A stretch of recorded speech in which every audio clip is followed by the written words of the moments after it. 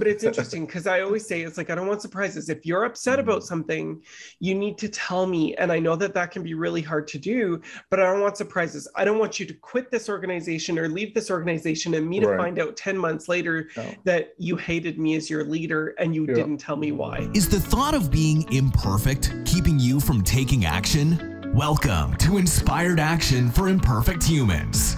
Each week, we give you real-life stories and thought-provoking research that inspires your soul to live a more fulfilled life through your own actions. From the heart of Calgary, Canada, here are your hosts, award-winning coaches, Christopher Lawrence and Kyle Kalu. Good morning, good morning, good morning. Good morning. What's going on, Christopher? Long time no see. Has it been? 24 hours, I think, at least. Ooh, too soon, too soon. Listen, I wanted to jump right in today. Oh.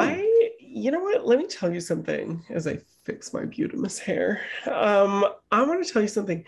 I have so many clients, like so many clients that come in because they're struggling with something in the workplace. Okay, great, no problem. Yeah, that happens. That could be solved with a conversation. Yeah. Girl, I think that people in North America, maybe particularly Canada, and I'm stereotyping, I know I'm stereotyping, so this is not true of all Canadians.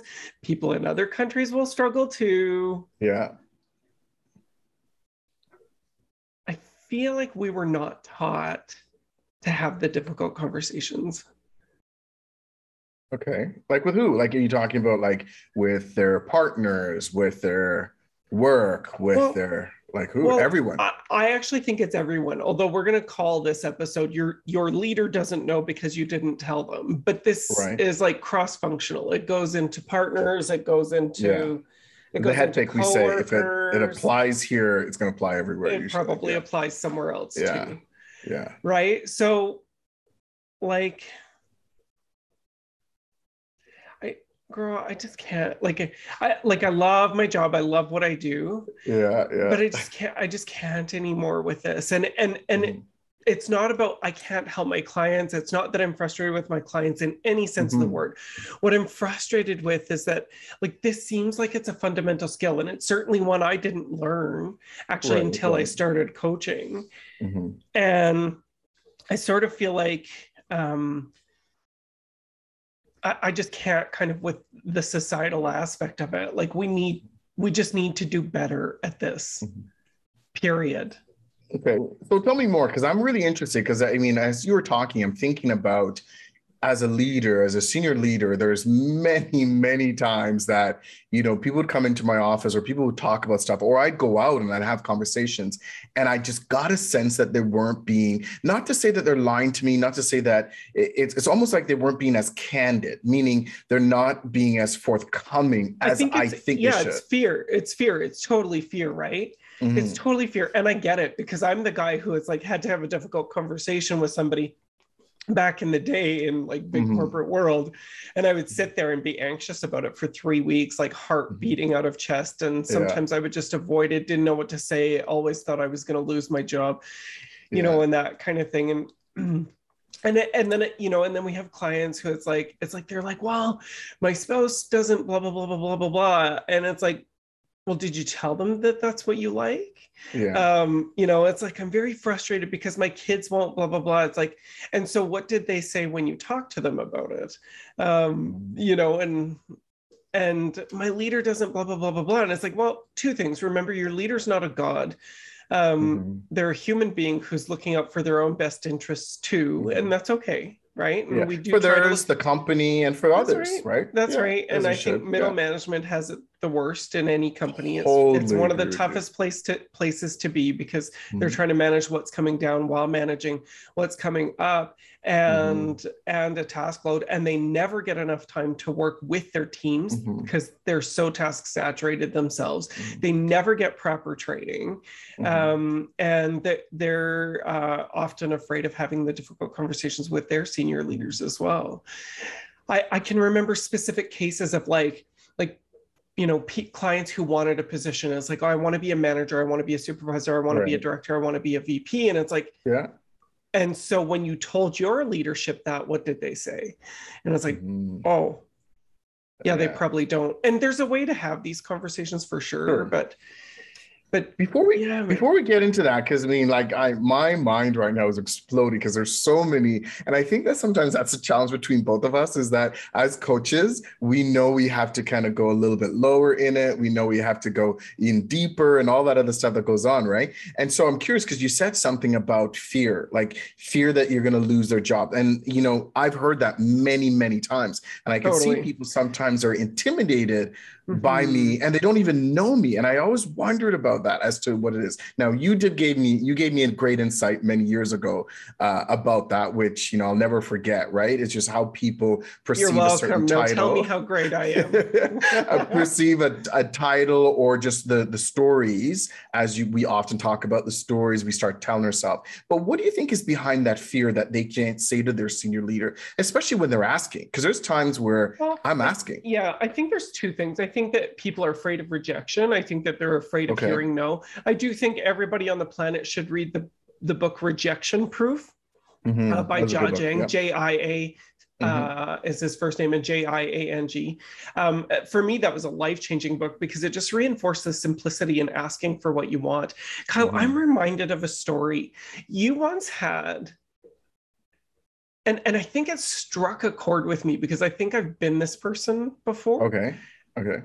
You once had an employee in another organization that wanted a day off to go do something. She just wanted a day off. Yeah. Can you give us some insight into how that went? Because it was like, this was a real struggle for her. Yeah, so she wanted a couple extra days off. I mean, she's been working really hard in the organization. I think she had maxed out her vacation time, which at the time she's only on 2 weeks. And you and I can go off all day about why 2 weeks is not enough for a year for someone. But fair enough, she had maxed out her days off. And I guess she had a few things I later found out that she wanted to get done. But anyway, so she was really talking to, you know, her people or people around her at the time about getting these days off, and, you know, something that's coming up. But she also was in that piece where she knows the dilemma she's in is that she has no more vacation. And then is it going to be time without pay, right? Because even then, I think she had conceded that even if it's going to be time without pay, she'd still take it. But she just felt a way about asking for additional days off. So anyway, I didn't know this at the time, but it was almost a 6-month workup that she was trying to talk to people about how should I say it? What should I say? Like, she was literally trying to plan every move around this thing and build up. She put on her name on my schedule, the time for her to come up. And I really try. And that's another lesson for leaders. When your employees put themselves on your schedule, it's important. Yeah, don't try to honestly. reschedule that. I had one leader. It was like, girl, even if I was brave enough to say something, she constantly no-showed our meetings, and she constantly canceled them. But mostly it was no-shows, probably 80% of our meetings. And this is actually a leader that I respected when I was working in corporate oil and gas. But it was just like, girl, great way to send a message to your employees. Exactly. And I was junior, right? I was junior. Yeah. And so it was like, I didn't have the maturity to understand what might be happening for her. But from my perspective, all I know is that I would often sit in meeting rooms alone and just like wait. And it's like, nothing sends a message to your employee like, hey, I'm not important. I'm just not even going to show. I'm not even going to tell you that I'm coming, even though I have an admin who could come and tell you I'm still tied up in other conversations. Yeah, and I know leaders were saying, but I asked and they said it was okay. Of course, they're going to say it's okay. They're not going to say it's not okay. Back to our own issue around, people feel somewhat intimidated by your title, your stature, whatever the case may be. And I think, Christopher, you have a story too about when you first met me that you felt a little bit intimidated. And I want to hear that story. So hold on to that for a second. Oh, so girl, anyway, which one? There's so many. So the employee felt away. And so finally, everyone and a few people that I found out later on encouraged her to said, yes, go talk to him. And she felt a little bit because she's like, we don't have daily interactions. It's one of those things where, if she was a direct reporting to me, she would have. But again, her supervisor told her the person who can make that call for the extra days off would have to be me, right? So anyway, that leader, thankfully, did not ask on her behalf, which I really thought that was important. That it's important for that to kind of have a conversation, right? So anyway, so she came into the office. I saw that we had a meeting. I said, hey, what's up? Now, when someone wants to talk to you, I'm thinking it's serious because remember, she's her manager didn't tell me what's it about. Not that I needed to know what it was about, but I appreciate her coming and talk to me. So she starts off at having this conversation. Oh my goodness, Christopher, she was so nervous. She's looking down. she has some notes on her thing. And I just said, take a breath, sit down, and just tell me. It's so tough for some people. What's happening? And so I removed myself from around my desk because sometimes I could be intimidated. And I sat to the chair closest to her and I said, what's going on? Because now I'm thinking some trauma happened. Like this was a life-shattering thing. Like I'm something thinking, oh, really big has happened. Yeah, something's really big. So she said, the reason I don't know how to say this. I've been trying to plan on how to say this to you. And I have something to ask you. And of course, me and my style, I'm like, get to it. Oh my God. Yeah. It's now frustrating me. I'm like, okay, what is it, right? Mm-hmm. So I said, she goes, I have to do something and I don't have no more vacation left. I'm grateful for my vacation. I took my vacation time. I couldn't see this coming and I'm hearing all this other stuff. And then she's like, I just need an extra 2 days off because I said, no problem. And then she kept talking. And she's like, and here's what happens. And I had to kind of put my hand on my hand on her arm. And I said, you got it, the 2 days off. Mm-hmm. And I think it took her a second to realize she got the yes, right? Mm-hmm. And I kept saying, you got the yes. Because if I need the information, I'll ask for the information, right? But I think she was so prepared on it, whatever. So anyway, she's like, really? It took her a moment to just sink in. Oh my goodness, Christopher, you could see the relief on her. She seemed lighter. And I'm just thinking to myself as she walked out, I'm thinking, why would she get so worked up by this? Like get worked up about asking for 2 extra days off. Now, she's a model employee as well. So she could have asked me for a week. I would have given it to her, right?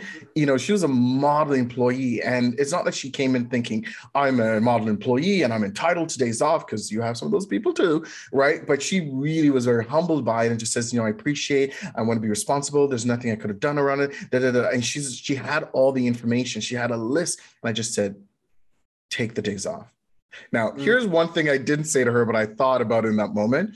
If she kept talking, it would have, I'm like, okay, what is it? It's sometimes you could talk your way out of a yes. Yeah, totally. You know what I mean? Did that make sense? Yeah, well, this is super interesting because I've had that experience before too, where you wish you had somebody to kind of encourage you through it. But I think some of the key problems here is that we are not rejection proof, right? So it's like, I think that we don't have a good relationship with hearing no. In North America. And I think we're really afraid of how we're perceived. Like as if someone says no to us, we lose value or we lose worth, or we'll change their perception. Like it's funny because you are an immigrant, you are a Canadian resident, but you are an immigrant. You came from a different country. And it's interesting because Canadian citizenship, just to be clear for those people wondering about residency. Oh yeah, sorry. Yeah. Not permanent residency, but Canadian citizen. You are a Canadian citizen and have been for a long time.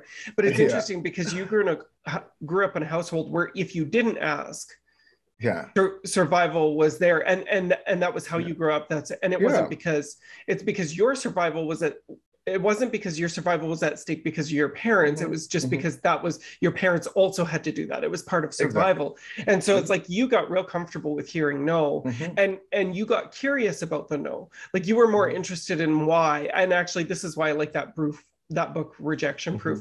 By the way, I'm not promoting the book for any other reason than the fact that I loved it. We're not getting any kickback or anything. I just, I think it's just a book that it's a quick read, and I think everybody should read it if you struggle with asking for what you want from your leaders. I said this will be the title of the podcast, but your leader doesn't know because you didn't tell them, and that's it. And so actually, here's some interesting things when it comes to asking for. Sorry, before you go back to that, can I just add something that you said there about the no? You know, growing up, I expected the no. I already had the no. Yeah. That's what I think is interesting. What I'm doing when I ask, I'm betting on the opportunity for the yes. Right. Isn't that interesting, right? The mindset is although this employee was, you know, preparing for the no and thought she was going to get a no, and she had all the reasons for it, right? When I go in, I'm preparing for the opportunity for the yes, right? Which is so interesting. Anyway. Well, it's so interesting. I think that says a lot. I think we bring very different perspectives, because certainly I would have been more in that position of that employee. And so I look at this circumstance and I think to myself, it's so good that we bring both perspectives of this, because it's interesting. Now, when I talk to my team, I'm really open with my team, and I tell them, I don't want surprises, which means if you're upset about something, and it's not a surprise like, oh, there's been a mistake in work, right? And this is literally what I say to them, because it's like I don't want to make things super, super difficult if they make a mistake. It's like, no, if you make a mistake, bring it to me. Let's resolve it.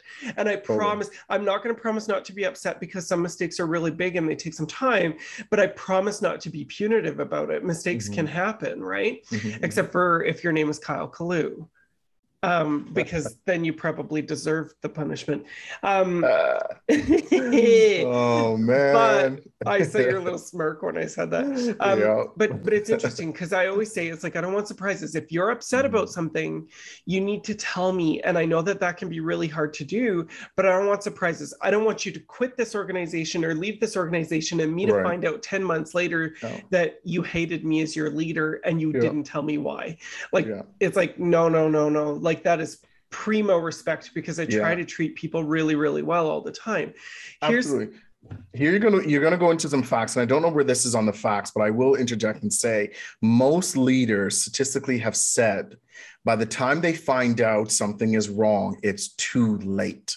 Meaning They already went to go look for a job. They already resolved it elsewhere. And all they're saying is they would want to know. When we do that 5 behaviors of a cohesive team workshop, every time there's an opportunity where the leader gets a chance to speak, the senior leader, and they usually often say that, like, if there's something going on, just tell me, right? It may not be a yes, right? However, I'd rather know, because by the time they know, it's too late. Back to our thing, right? Around, I didn't know because you didn't tell me. Anyway, so what are some of the stats out there?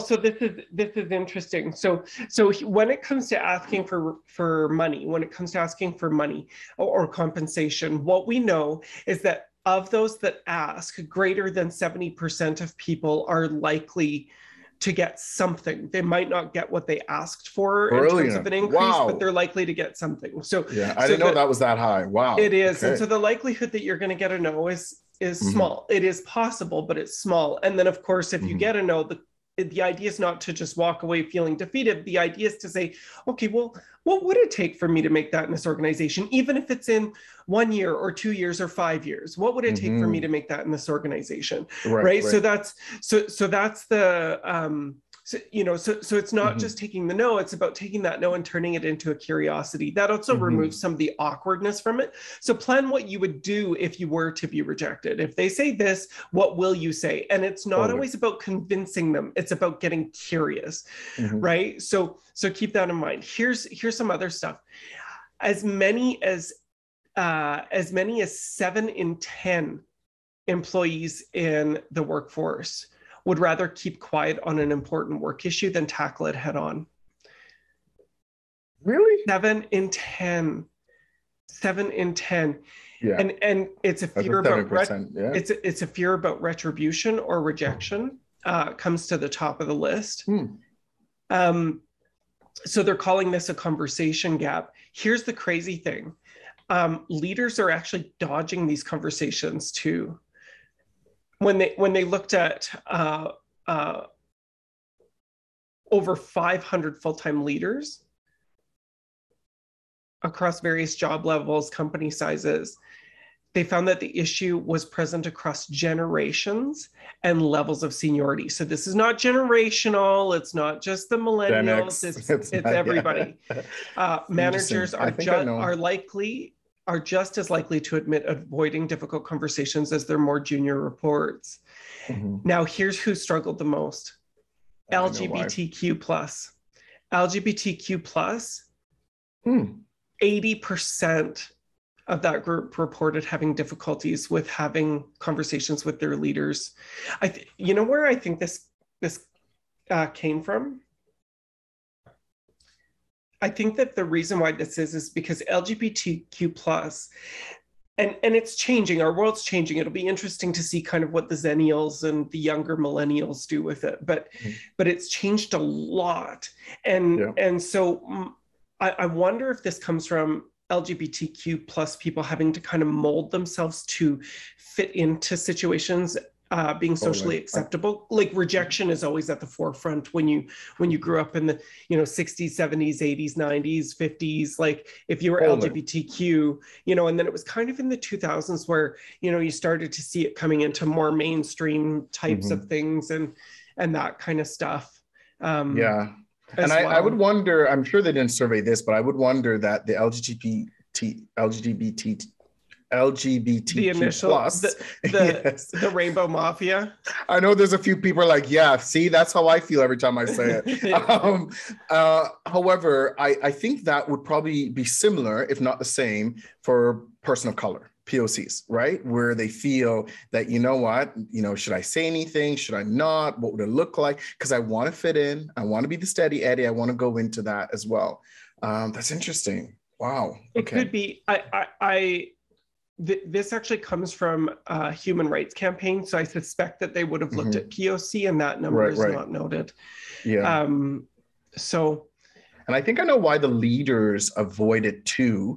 Either two things: they kind of have a sense probably of something, but they're not going deeper because they don't want to know, because meaning they're going to have to deal with it, right? And they too don't want to reject someone. I think that could be on both sides, right? Where they're like, I know I have to say no, but I don't want to say no. Right? Yeah. I have, on that note, I have a lot of clients that are extremely put out about having to set a boundary. It's like, why did you put me in the position where I have to say no? Exactly. Why did you put me in that? They should know. It's like, well, why should they know? They're not you. They don't have their values. They didn't grow up the way that you did. Why should they know? Yeah, it's they're not the same. So Kyle, I have some suggestions about what I think people should do to kind of overcome this and start to work on it. But what's your top suggestion? What should people do? What's the inspired action that these, human beings that are seemingly imperfect should take?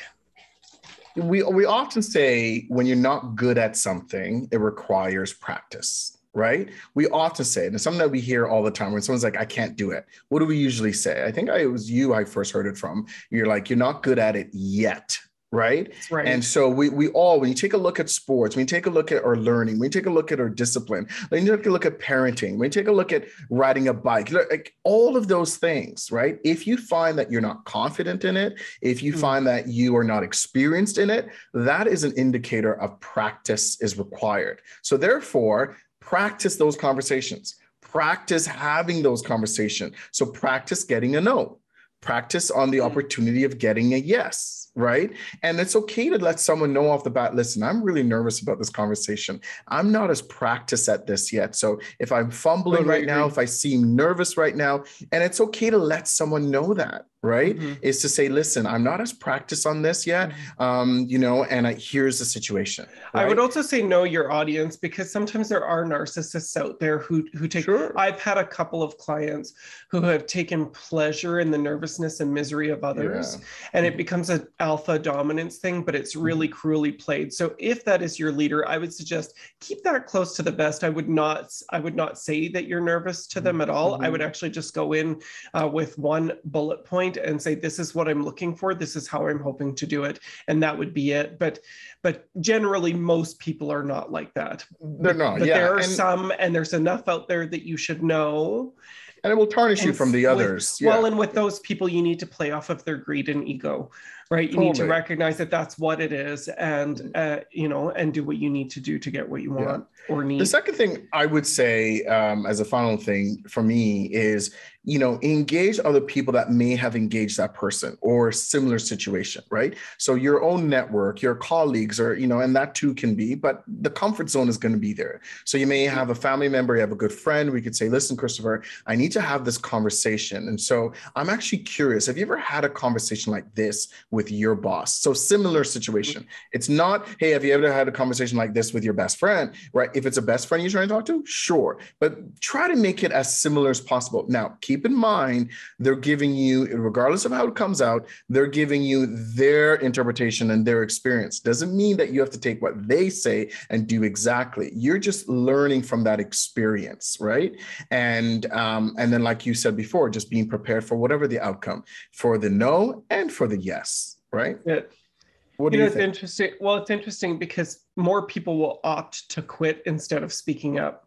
I think people quit on their marriage. I think people quit on their companies. I think people do this as opposed to friendships, as opposed to having the difficult conversation. And I'll tell you something, if I ever hear a client say, and I have, well, if they don't know, I'm not going to tell them, they should know, I get really righteous about it. It's like, why should they know? Yeah, why should they know? So here's my top two. One builds off of yours. One is this. So when you're practicing getting no and getting rejection, that's where that book Rejection Proof comes in so handy.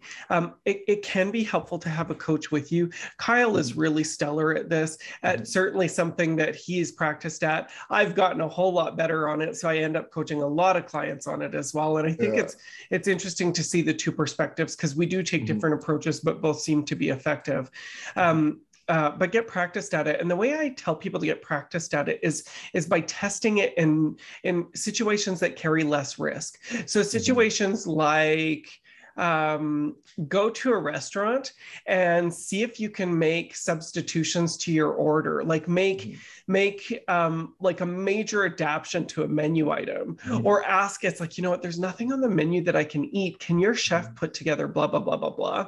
Oftentimes chefs actually like this because it gives them something new and creative to do. They totally do. Sometimes they can't or won't, but the idea is that it's like, what's the big deal if you hear no, right? It's a pretty insignificant thing. Now you might feel away, and I encourage you to observe your emotions around it and say, well, isn't that interesting that I'm responding this way? So that would be the first thing.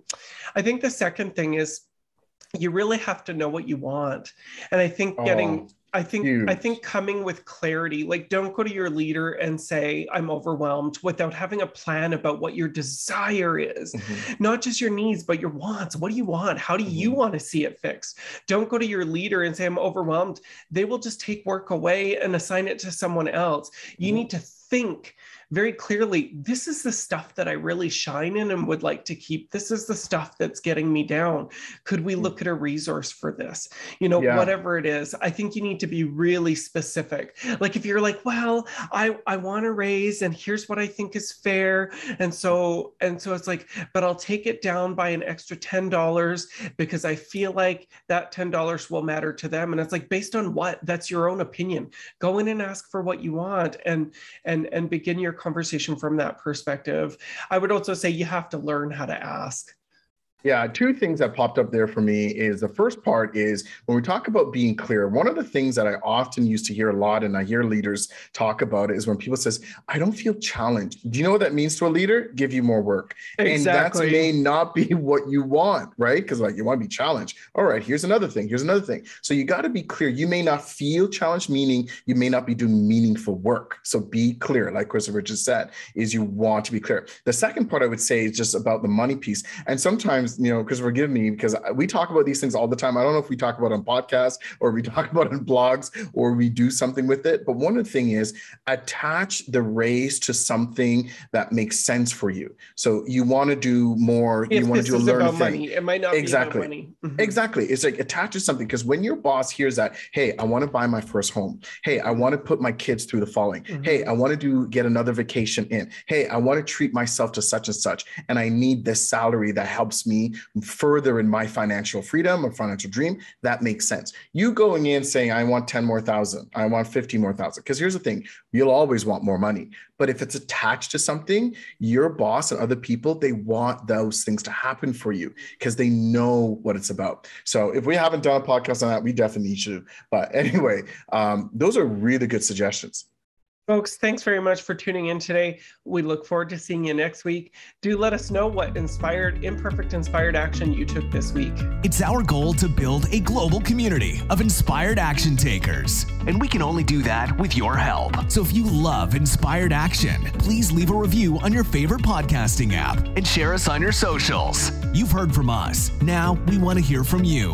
Go to inspiredactionpodcast.ca and tell us, what is the inspired action you took this week?